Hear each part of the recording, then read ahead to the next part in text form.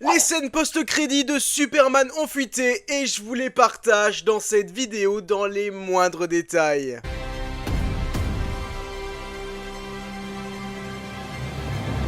Salut les DCborgs, j'espère que vous allez tous très bien. Dans cette vidéo, on va revenir sur les deux scènes post-crédit du film Superman. Il y avait déjà eu deux scènes post-crédit qui avaient fuité il y a quelques temps et elles sont complètement fausses. Mais celles qui sont sorties aujourd'hui sont beaucoup plus fiables, étant donné que hier s'est déroulé le premier screening du film Superman destiné justement aux influenceurs. Et lors de ces screenings, et bien évidemment, il y a plein de choses qui sortent. Et il y a plein de choses qui sont sorties, notamment la fuite de ces deux scènes post-crédit. Évidemment, cette vidéo contient des spoilers énormes, donc si vous ne voulez absolument rien savoir sur ce film Superman, eh bien ne restez pas. Dans la vidéo précédente, je vous avais dit que l'une des scènes post-crédit mettait en vedette Hal Jordan et l'autre Brainiac. Celle sur Hal Jordan, j'étais un petit peu en mode ouais, ça me paraît bizarre, mais celle sur Brainiac, j'y croyais fortement, étant donné qu'un journaliste très confirmé, Humberto González, avait laissé sous-entendre que Brainiac était présent dans le film. Donc visiblement, il n'est plus dans les scènes post-crédit, peut-être que ça a été modifié, soit peut-être qu'il a été complètement coupé, mais je ne pense pas. Je pense que Brainiac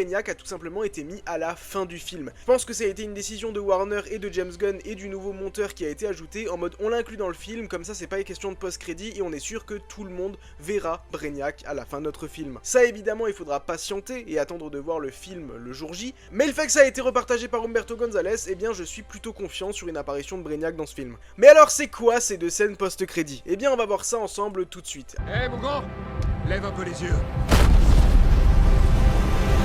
Avant tout, si tu regardes cette vidéo et que tu n'es pas encore abonné à la chaîne, et que tu es un gros fan de Superman, un gros fan de DC, de Marvel, etc., ben je t'invite à t'abonner. Il va y avoir énormément de vidéos DC à venir ces prochaines semaines, donc clairement, abonne-toi, laisse un j'aime et commente. Et dis-moi dans les commentaires honnêtement ce que tu penses de ces scènes post-crédit de Superman. On démarre?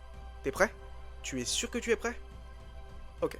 Alors on démarre. La première scène post-crédit nous mettrait en vedette Superman ainsi que Krypto sur la Lune, et les deux seraient en train de regarder la Terre. Oui, finalement ça a été révélé par James Gunn cette scène post-crédit il y a déjà longtemps, étant donné que c'était l'une des premières images promotionnelles du film. Une image qui avait fait fortement parler d'ailleurs, et que j'avais déjà adoré à l'époque. On a eu récemment une petite variante où on voit justement Superman faire un petit câlin à Krypto, et bien cette scène serait la première scène post-crédit du film. Une scène sympa, une scène pour faire plaisir au public, une scène qui fait penser forcément à certaines cases de comics, et comme dit, c'est une scène qui ne se prend pas forcément très au sérieux, pas une scène extrêmement importante. Et c'est là que vous allez être déçus. Je suis désolé de vous le dire, je suis désolé de vous casser, mais c'est là que vous allez être déçus parce que la deuxième scène post-crédit, et ben c'est encore une scène fun, voilà. La seconde nous mettrait en vedette Superman et Mister Terrific qui regarderaient une fissure géante dans un bâtiment massif, parce que le sol s'est divisé en deux pendant la bataille finale, et Superman dit que c'est tordu. Terrific s'énerve,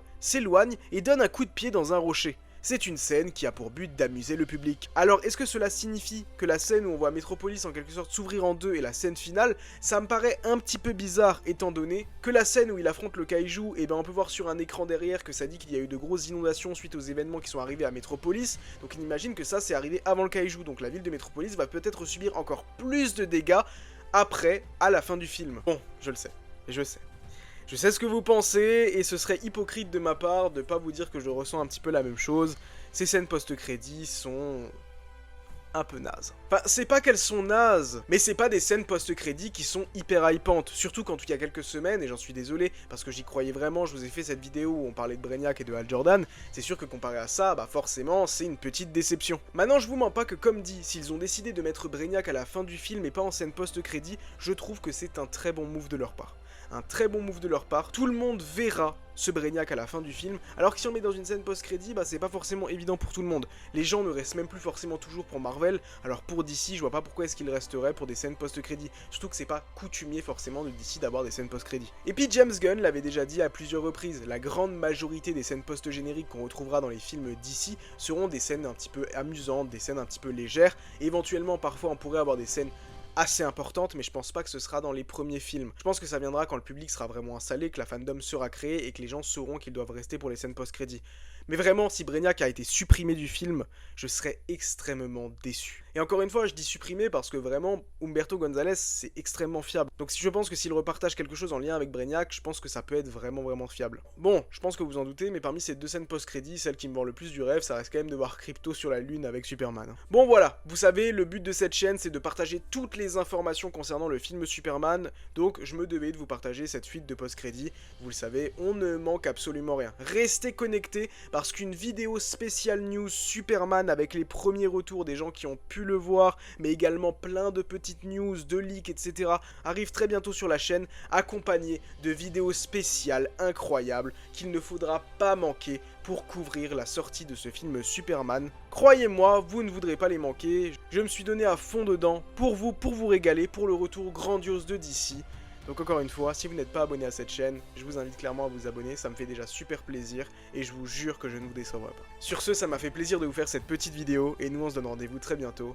Allez, pas à Metropolis cette fois, à Smallville, un peu de maïs, ça nous fera du bien.